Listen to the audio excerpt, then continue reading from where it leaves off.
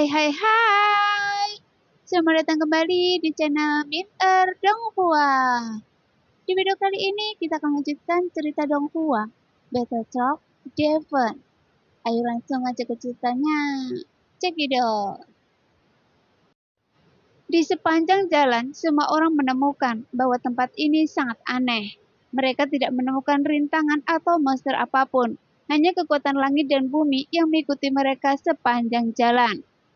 Melihat tata tulang yang menjulang di kejauhan, semua orang menganggapnya luar biasa, seolah-olah mereka berada dalam mimpi, sangat tidak nyata. Menghirup dalam-dalam udara bercampur pasir kuning, dadanya tiba-tiba dipenuhi rasa kering yang panas. Xiaoyan menggelengkan kepalanya untuk memastikan bahwa dia tidak sedang bermimpi. Xiaoyan menjilat bibirnya yang kering dan menatap langit kelabu di atas kepalanya. Dia tidak menghadapi bahaya yang dia bayangkan, tapi dia selalu merasa sedikit tidak nyaman di hatinya. Semuanya tetap berhati-hati, kata Xiaoyan sambil melihat lingkungan sekitar. Semua orang mengangguk ke arah Xiaoyan dan bergerak maju dengan hati-hati, bahkan tidak ada yang berbicara. Mereka semua memegang senjata di tangannya dan merasa sangat tidak nyaman. Pada saat ini, jalan menuju singgasana tulang berkelok-kelok dan bergelombang, dengan bukit-bukit dengan ketinggian berbeda-beda menghiasi pinggir jalan. Medannya berangsur-angsur rata, pasir kuning di langit juga melemah, dan iklim jauh lebih baik dari sebelumnya.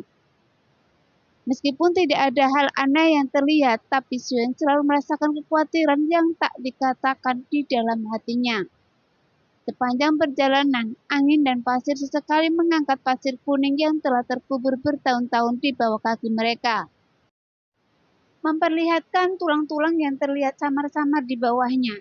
Saat angin semakin kencang menyapu pasir kuning menyebar ke kedua sisi, semakin banyak tulang yang terlihat di tanah. Berbeda dengan tulang-tulang mati yang terlihat di sepanjang jalan, tulang-tulang ini memancarkan aura yang aneh. Melalui penilaian terhadap kerangka tersebut, dapat dilihat bahwa kerangka ini seharusnya adalah pejuang yang sangat kuat selama hidup mereka. Mungkin ada bendera berburu di sini, dan pertempuran sengit antara kuda emas dan besi. Tapi semua itu telah terkubur di bawah pasir kuning, dan terkubur dalam sejarah. Matahari terbenam condong ke barat di punggung gurun, membuat bumi menjadi gelap, memperlihatkan lapisan merah tua, seolah-olah abu-abu seperti darah yang merembes ke pasir kuning di masa lalu. Xiaoyan mengangkat kepalanya dan melihat luas di kejauhan. Dan dia sangat merasakan betapa kecilnya orang-orang di dalamnya. Sejarah selalu terlalu berat. Kita tidak tahu apa yang terjadi di sini sebelumnya, tapi matahari terbenam di gurun. Pasir kuning dan tulang putih, warna abu-abu ini selalu membuat orang sedih. Xiaoyan hanya bisa mengangguk, tapi tetap tidak berbicara, karena kegelisahan di hatinya menjadi semakin intens. Pada saat ini, angin semakin kencang, seperti cakar yang tajam. Terkelupas satu lapisan dan lapisan pasir kuning lainnya tergulung, dan gelombang panas meningkat ke gurun, sehingga menyulitkan semua orang untuk bernafas. Cahaya oranye merah dari matahari terbenam menyatu dengan kabut kabur, dan langit menjadi lebih gelap. Garis hitam muncul di cakrawala, malam akan segera turun merah tua, dan gelombang ombak yang menggairahkan melayang di udara. Bau yang memuakkan itu seperti bau busuk yang telah tertahan selama ribuan tahun. Sejauh yang bisa dilihat semua orang, tulang-tulang itu terbentang sepanjang bukit pasir yang terus-menerus bergelombang, seperti ombak di laut yang berkelok-kelok menuju singgasana tulang. Jika saya ingat dengan benar, ketika saya melihat singgasana tulang dari ketinggian, itu adalah tempat di mana badai pasir kuning seperti gelombang yang mengamuk, seolah-olah menyebarkan gelombang kemarahan. Salong berbicara perlahan, kemudian dia mengerutkan kening. Tapi ketika kita sampai di sini, segalanya berbeda. Tempat ini menjadi tempat paling sepi, setidaknya untuk saat ini. Jelas, kata-kata Salong membuat hati semua orang tenggelam. Mengingat apa yang telah mereka lihat sebelumnya, jantung semua orang berdebar kencang karena kegelisahan di hati mereka. Kecuali suara angin, lingkungan sekitar sangat sunyi. Hanya detak jantung mereka yang berdebar. Tiba-tiba angin menggulung tulang putih lengan bawah dan 5 jari yang layu dengan rakus meraihnya ke depan. Kuku-kuku jari yang pucat disertai dengan rengekan pasir kuning, seperti hantu malam yang menangis. Kurang dari 3 inci dari dada Xiaoyan, pelindung semangat juangnya sedikit terguncang, dan dengan rapuh dipecah menjadi beberapa bagian. Kemudian dia jatuh di gurun dengan jari-jarinya menunjuk ke langit, dan bergerak beberapa kali itu membuat orang berdebar-debar. Ziyin mencubit lengan Xiaoyan erat-erat. Kukunya menancap dalam-dalam. Wajah munginya yang cantik pucat dan matanya berbicara penuh dengan gemetar. Tidak peduli seberapa kuat Ziyin, dia tetaplah seorang gadis. Dan secara naluriah dia merasa jijik dan takut dengan hal-hal ini. Jenny juga merasakan suhunya tiba-tiba turun drastis dan rasa dingin menyebar di hatinya. Meskipun di permukaan tidak terlihat seperti Ziyin, dia tanpa sadar masih memeluk baunya erat-erat. Angin malam sangat dingin dan semua orang sedikit kaku. Mereka semua memandang Xiaoyan menunggu instruksi selanjutnya. Kita harus terus berjalan sebagaimana mestinya. Xiaoyan menatapnya lama sekali.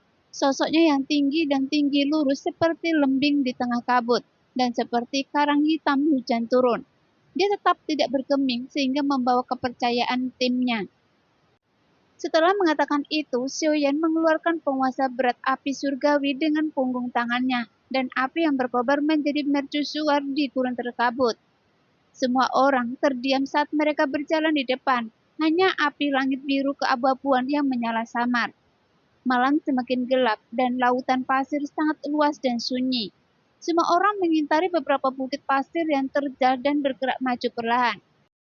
Hanya beberapa reruntuhan dan tembok rusak yang telah terkikis oleh angin yang berdiri di sana sendirian, tampak seperti itu di gurun yang luas.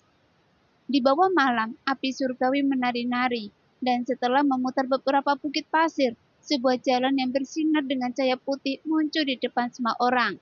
Jalan itu berkelok lurus ke depan, samar-samar menunjuk ke tatah tulang, dan bukit pasir di sekitarnya semuanya tersembunyi dalam kabut, membuatnya tampak begitu tidak nyata.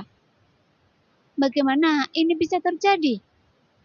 Semua orang mengepalkan senjata di tangan mereka dan menyaksikan semua pemandangan di sekitarnya perlahan menghilang tanpa suara.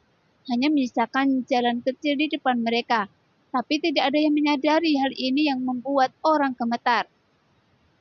Pertahankan hati kalian dan teruslah berjalan. Xiaoyan menggigit bibirnya. Kekuatan jiwanya seperti terhalang. Jawabannya akan selalu muncul. Mungkin itu ada di depan, kata Xiaoyan sambil melangkah ke jalan luas di depannya.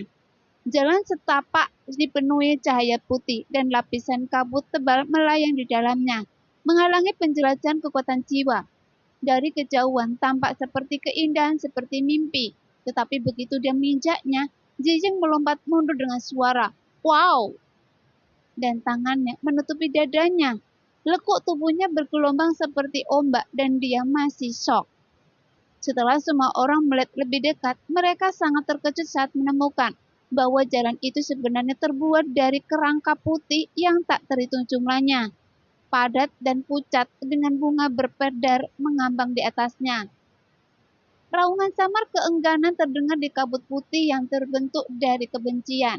Kemudian raungan yang tak terhitung jumlahnya mengganggu pikiran semua orang, seolah-olah ada banyak hantu liar di dalam, mencoba memilih orang untuk dimakam.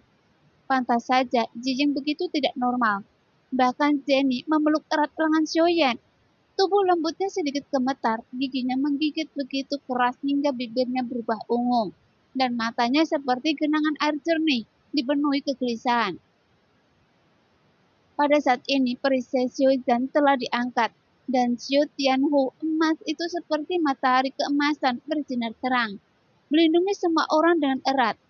Tapi sesuatu yang lebih aneh terjadi. Lampu berpedar yang berkibar dan suara rengekan itu sebenarnya menganggap perisai Xiaoyan bukan apa-apa, dan dengan mudah melewatinya, mengelilingi semua orang dengan rapat, yang membuat orang merasa aneh. Feng Feng mengulurkan tangannya melindungi tubuhnya dengan energi bertarung, dan dengan ringan menyentuh pedar yang aneh, tetapi terkejut saat mengetahui bahwa tangannya tidak merasakan ketidaknyamanan. seolah-olah semua ini hanya mengganggu pikiran semua orang sebelumnya. Tetaplah jaga hati kalian, dapat dikatakan sebagai masa depan. Begitu dia menatap Xiaoyan dengan pandangan kagum, Feng Feng menemukan masalahnya. Pedar yang tak berujung dan isak tangis samar bertumpuk satu sama lain, membungkus semua orang di tengah, sehingga gelombang suara yang tak terlihat mengganggu pikiran semua orang. Namun dalam sekejap, wajah semua orang berangsur-angsur menjadi pucat, dan ekspresi mereka sedikit linglung. Sepertinya seseorang terus membicarakan kemalangan dan kesepian mereka di samping gendang telinga mereka, yang membuat orang merasa pusing dan bingung. Dalam keadaan gelisah seperti itu, hanya dibutuhkan satu panah dingin untuk menjerumus semua orang ke dalam malapetaka. Memikirkan hal ini, Feng Feng berkeringat dingin, kemudian tongkatnya bersinar lembut. Tetapi dia meletakkannya dengan lemah karena dia menemukan kekuatan itu angin. Tidak ada yang bisa menghentikan hal sialan ini. Untuk terpilih mengikuti pelatihan elit oleh aliansi bisnis yang dapat menyebarkan kekuasaan ke seluruh dunia. Selain setia, seseorang juga harus menonjol di antara orang-orang serupa. Saat tongkat badai diangkat, semua orang telah bereaksi dan menyerang satu demi satu. Melihat dari kejauhan, semangat juang warna-warni berkembang sangat cemerlang di kabut putih. Sekarang, semua orang bereaksi dengan sangat cepat. Mereka panik sejenak dan kemudian kembali tenang. Namun, saya harus mengatakan bahwa hasilnya sangat tidak berdaya. Tidak peduli itu cahaya bintang atau angin dan kabut, mereka bisa tidak menghilangkan kabut seperti gangren yang menempel di tulang. Tepat ketika semua orang tidak tahu harus berbuat apa, cahaya biru keabu-abuan bergoyang dari langit. Pedar dan suara rintihan begitu sulit untuk dihindari sehingga mereka tidak bisa mengelak. Mereka mundur ke semua sisi seperti gelombang yang bergulung dan berputar di sekitar beberapa kaki dari semua orang. Tampaknya tidak mau melakukannya. Teratai api biru keabu-abuan berputar di atas kepala semua orang dengan warna seperti batu bio hangat. Meskipun teratai api tidak besar, tetapi setiap kali berputar, ia memancarkan cahaya yang sangat menyala-nyala, yang tidak dapat diganggu-gugat. Karena api surgawi tegak dan kabutnya jahat, jadi keduanya saling bertentangan. Dan semua orang akhirnya menarik nafas. Dengan bantuan api surgawi, semua orang berjalan di jalan tulang yang tidak rata. Setiap langkah yang mereka ambil terdengar suara retakan tulang yang tajam. Seiring dengan jalan tersebut, bau menjijikkan tercium dari waktu ke waktu, meninggalkan perasaan tercekik yang tak terlukiskan hati semua orang. Meskipun jalur tulang berkelok-kelok dan ujungnya terlihat samar-samar, tapi seolah-olah tak ada habisnya. Mereka tidak tahu berapa banyak kelokan yang telah mereka lalui dan berapa banyak tulang yang patah di bawah kaki mereka. Tepat ketika semua orang mulai merasa kesal dengan jalur tulang putih yang tak ada habisnya, kabut kabur di kedua sisi jalan tiba-tiba memantulkan sebuah gambar. Gambarnya seperti kain bergelombang tertiup angin, tersembunyi di balik kabut, namun muncul dari waktu ke waktu. Agak ilusi, namun terkesan sangat nyata, seolah-olah itu adalah kisah yang terjadi di negeri ini. Melintasi waktu dan ruang dan terus dilakukan di sekitar semua orang. Di atas gambar, dalam waktu yang tak terlukiskan dan era yang tidak diketahui, mereka dapat melihat banyak orang dan kuda bertarung di tanah yang dipenuhi angin dan pasir. Di bawah langit yang suram, kuda perang meringkik.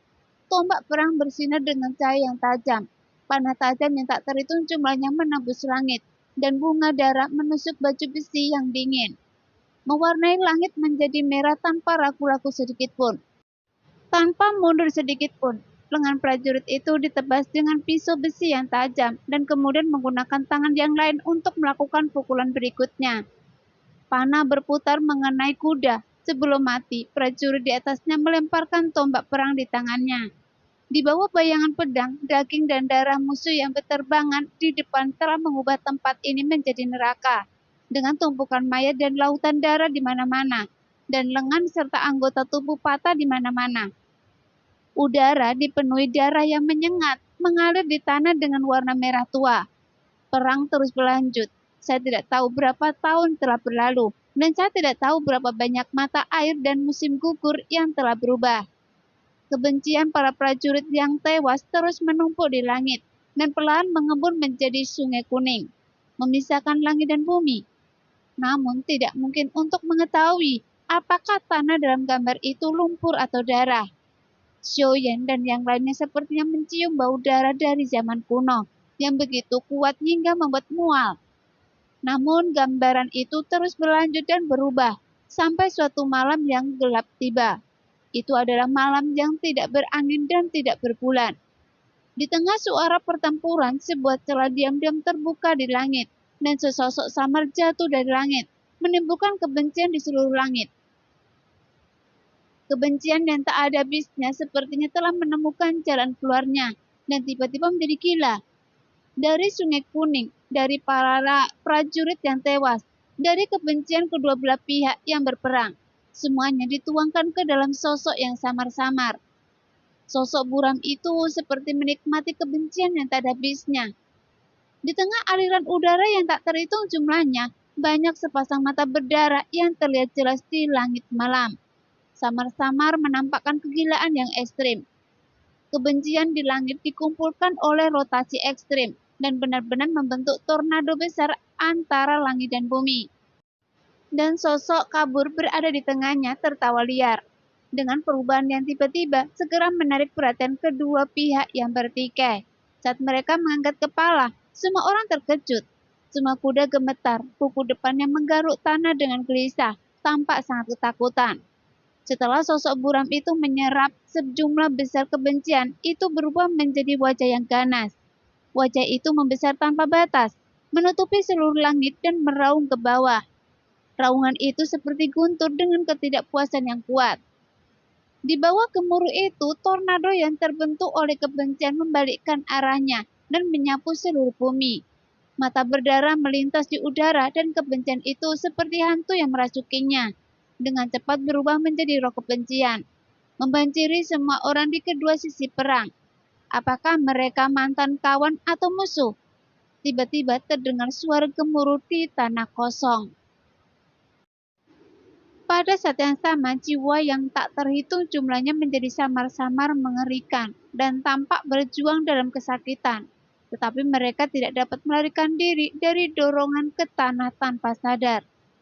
Roh-roh kebencian yang tak terhitung jumlahnya, yang tidak takut pada pedang bergegas ke medan perang, tanpa ketegangan apapun. Mereka melihat bahwa daging dan darah setiap prajurit dengan cepat mengering, hanya misakan tulang dan keengganan sebelum kematian. Mereka berubah menjadi kebencian yang meningkat dan bergabung menjadi pasukan kebencian, sehingga mereka tumbuh dengan kecepatan yang semakin besar. Dan keputusasaan merasuki seluruh negeri. Kemudian seorang pejuang yang dikenal di ketentaraan melihat semua ini dengan kesedihan di matanya, tetapi dia masih menghunus pedangnya dan menghadapinya, mengharapkan keajaiban terjadi. Tapi keluhan yang tak terhitung jumlahnya menghadapi pedangnya dan menembus ke dalam tubuhnya, sehingga tubuh prajurit itu tiba-tiba menjadi tampak keriput dan benar-benar kehilangan kilau wajah mudanya di bawah helm. Langsung menjadi keriput dan pucat. Tubuhnya menjadi reot. Vitalitasnya menurun tajam dan dia meninggal secara tragis di tempat. Melihat bahwa bahkan yang berkuat di pasukan tidak dapat melarikan diri. Kepercayaan diri dari prajurit yang tak terhitung jumlahnya hancur total. Mereka tidak dapat memahami mengapa mereka tidak mati dalam darah pedang, tetapi jatuh dalam penghinaan pada tubuh roh yang kesal. Namun tidak ada yang bisa menjelaskan semua ini. Roh-roh yang kesal meraung di seluruh tubuh mereka. Masing-masing prajurit menjadi bungkuk dan gemetar, dan sorot mata mereka perlahan-lahan meredup. Satu demi satu mereka menjadi tua, sampai hidup mereka habis. Kemudian mereka jatuh dari tunggangannya dan mati karena usia tua. Hal yang sama juga berlaku untuk tunggangan mereka. Mereka tidak lagi kuat dan bertenaga, dan semuanya kurus setelah beberapa saat. Mereka mengikuti tuannya pergi. Setelah beberapa saat, hanya banyak mayat yang tersisa di medan perang, yang terlalu mengerikan untuk dilihat. Adegan ini benar-benar menakutkan. Cara kematian yang aneh, begitu banyak kehidupan segar berubah menjadi debu dalam sekejap mata dan menghilang sepenuhnya, yang membuat Xiaoyan dan yang lainnya merinding. Di udara, wajah ganas itu tampak puas. Dia membuka mulutnya dan menyedot semua kebencian yang tak ada habisnya. Namun tubuhnya tidak tumbuh, tetapi menyusut dan pelan mengembun menjadi sosok ilusi ke atas. Tidak repot-repot melihat tulang mati yang tak terhitung jumlahnya di bawah. Sosok ilusi itu memandang ke langit dan melambaikan tangannya dengan santai. Di bawah tatapan kakek Xiuyan dan yang lainnya, semua mayat berkumpul dan menumpuk menjadi singgasana tulang besar. Dengan darah yang belum mengerikan, setetes demi setetes membentuk aliran sungai. Sosok ilusi itu mengangkat kakinya dengan santai dan turun satu langkah.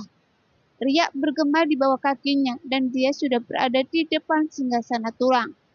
Sosok ilusi itu duduk dan perlahan berbalik. Sepasang mata berwarna darah sepertinya telah melintasi ruang dan waktu, dan cahaya ilahi menembus ke arah Xiuyan dan yang lainnya. Cahaya ilahi di mata merah darah tampak nyata dan semua orang merasakan sesak di dada mereka. Mereka terkejut dalam hati. Ketika mereka sadar kembali, mereka menemukan bahwa jalur tulang telah mencapai akhir dan semua pemandangan ilusi di kedua sisi telah menghilang. Semuanya kembali normal dan mereka melihat singgasana tulang besar berdiri di kejauhan. Di singgasana tulang, sesosok tubuh membelakangi Xiuyan dan yang lainnya, menatap ke langit. Pakaian putih bulannya berkibar tertiup angin, tetapi pakaian dan tubuhnya tampak agak ilusi dan tidak nyata. Sosok itu mengenakan selendang hitam dan memiliki temperamen yang tenang dan anggun. Setelah semua orang tidak bisa membedakan dengan keganasan dan kegilaan yang mereka lihat di gambar sebelumnya, tapi singgasana tulang dengan darah mengalir di depannya dengan jelas memberitahu semua orang bahwa orang ini pastilah orang dengan wajah garang di gambar. Saat ini, sosok ilusi itu tidak bereaksi terhadap kedatangan Xiuyan dan yang lainnya, dan masih menatap ke kejauhan, seolah menunggu sesuatu.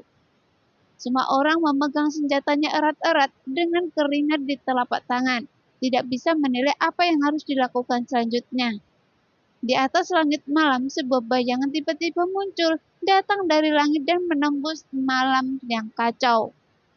Saat bayangan berlalu, kehampaan menjadi kacau dan bulan merah bersinar menggantung tinggi di langit semerah darah. Cahaya bulan tidak lagi selembut air, tetapi memandang ke bawah dengan acuh tak acuh ke dunia luas. Bulan darah sunyi dan tanah tertutup embun beku. Di bawah cahaya bulan darah, ribuan mil di gurun, ribuan mil pasir kuning sangat sunyi. Saat langit kelabu dan gurun kuning berhubung dalam satu garis, itu seperti menunjukkan kehancuran. Saat ini, sosok ilusi itu memandangi bulan darah dan menghela nafas sedikit. Cahaya bulan yang dingin menyebar ke seluruh bumi, namun seolah-olah tak mampu menyinari ribuan lapisan kain kasa, dan tak mampu mengusir kesepian yang menjadi miliknya. Apakah itu bayangan tunggal dan kekosongan tak berujung yang ditinggalkan oleh umur tak berujung? Pikir Xiuyan diam-diam dalam hatinya. Bulan bertambah dan berkurang, manusia mengalami suka dan duka.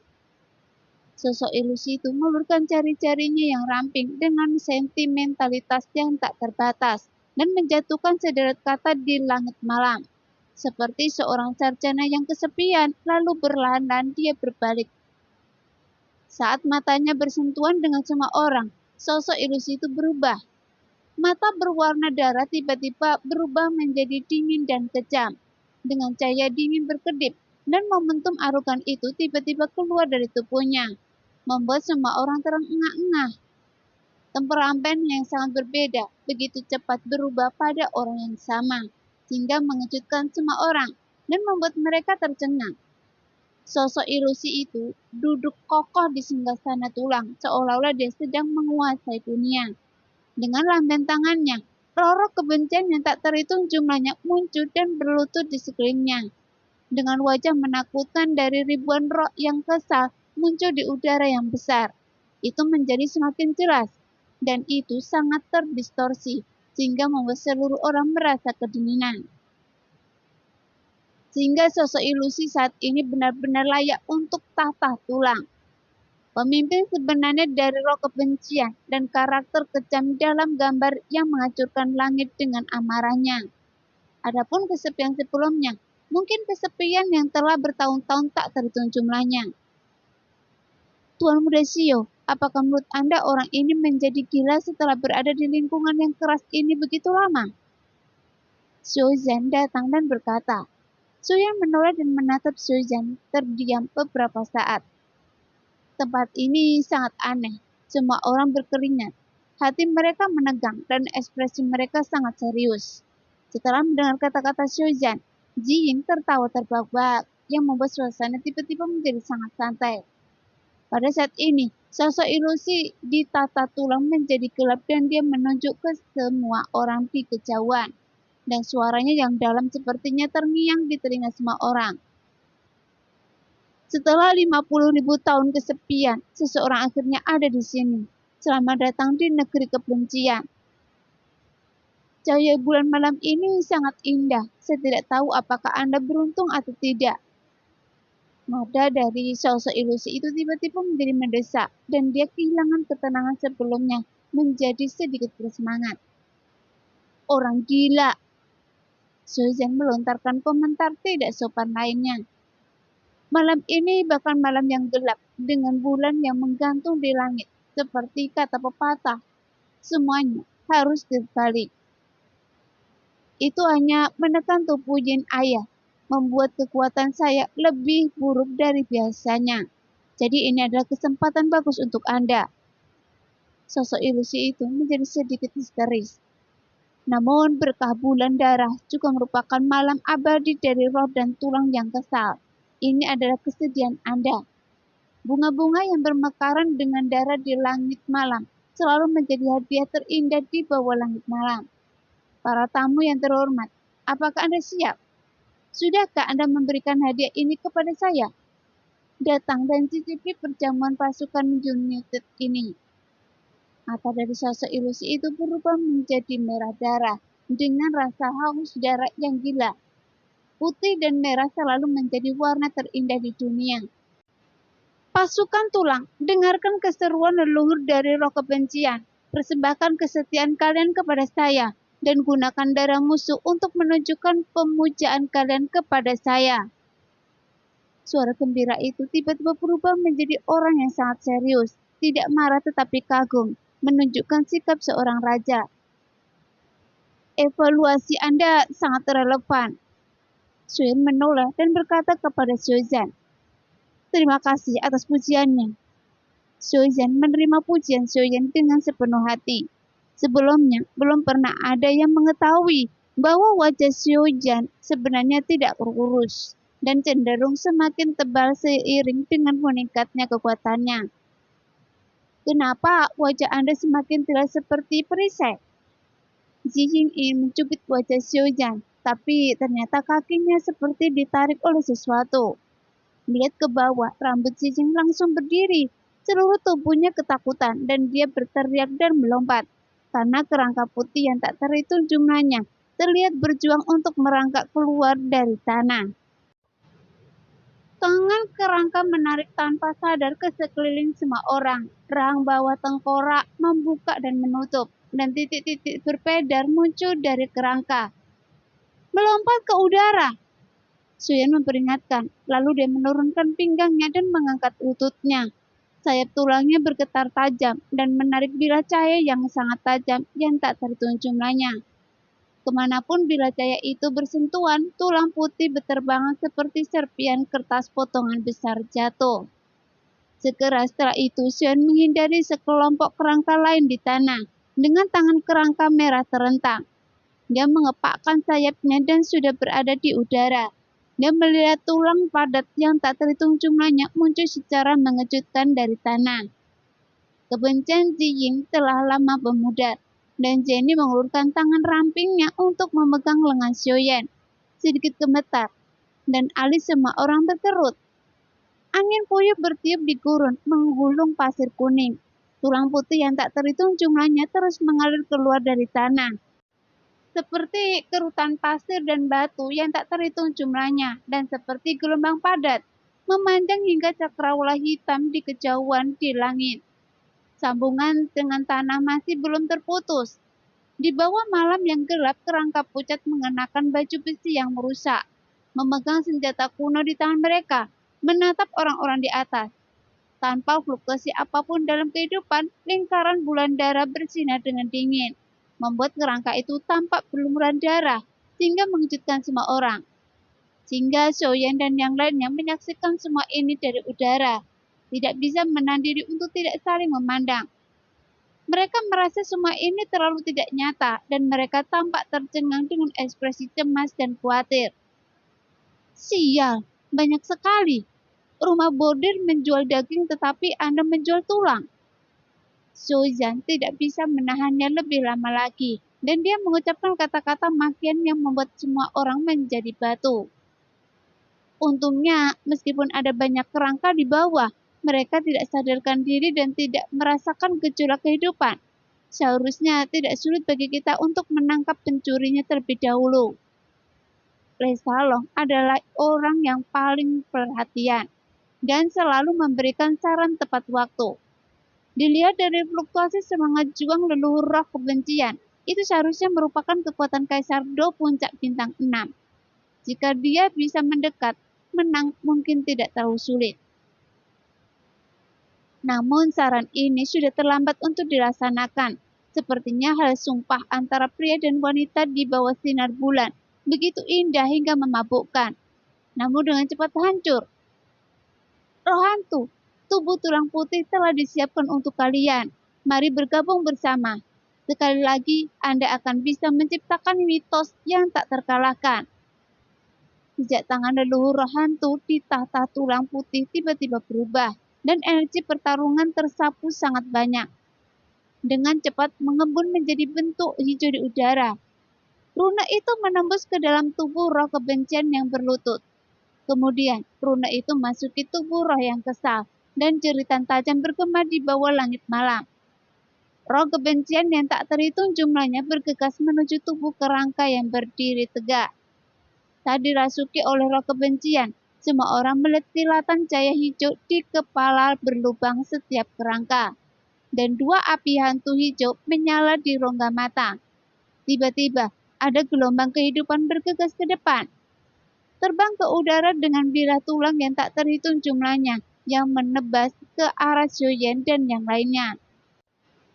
Pada saat yang sama, sosok ilusi di tata tulang meredup untuk beberapa saat. Tampaknya melakukan keterampilan bertarung aneh ini menghabiskan banyak semangat juangnya.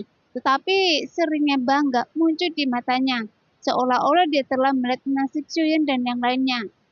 Pada saat ini, Xiaoyan dan yang lainnya berada di udara, seperti ikan di dalam air.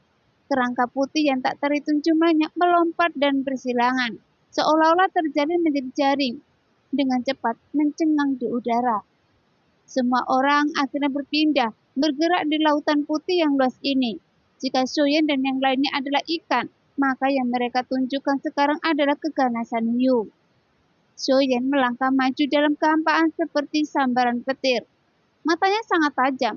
Dia menghindari cahaya pedang yang tajam, mengulurkan tangan ke depan, mematahkan pergelangan tangan kerangka itu dengan suara klik, dan menyambar pedang panjang yang berkarat itu. Lalu menebaskan backhandnya. Cahaya pedang menyapu, dan dengan bunyi klik, sebuah kepala segera muncul. Sosok Ziying juga berubah, dan bilah tajam di tangannya bersinar dengan cahaya dingin, menjatuhkan semua senjata kerangka di sekitarnya. Lalu dia menebas dengan bilah vertikal, memotong kerangka menjadi dua bagian, dan dengan guncangan kuat lainnya, kerangka itu hancur berkeping-keping. Lesalong memunculkan seberkas cahaya bintang, seperti bintang kecil yang berkelap-kelip di malam hari. Duri ganda keluar dengan cepat dan menembus sekelompok kerangka di tempat. Dengan semangat juang yang kuat, dia menjatuhkan kerangka itu sejauh lebih dari 10 kaki dan kemudian jatuh. Kekuatan bertarung Xiaoyan sangat kuat. Tubuhnya yang kuat sangat tidak normal, dan pukulannya cukup kuat untuk menghancurkan semua kerangka yang mendekatinya hingga berkeping-keping. Nah, demikianlah cerita hari ini. Terima kasih sudah selalu menonton video Miner sampai selesai. Sampai jumpa di video selanjutnya. Bye-bye.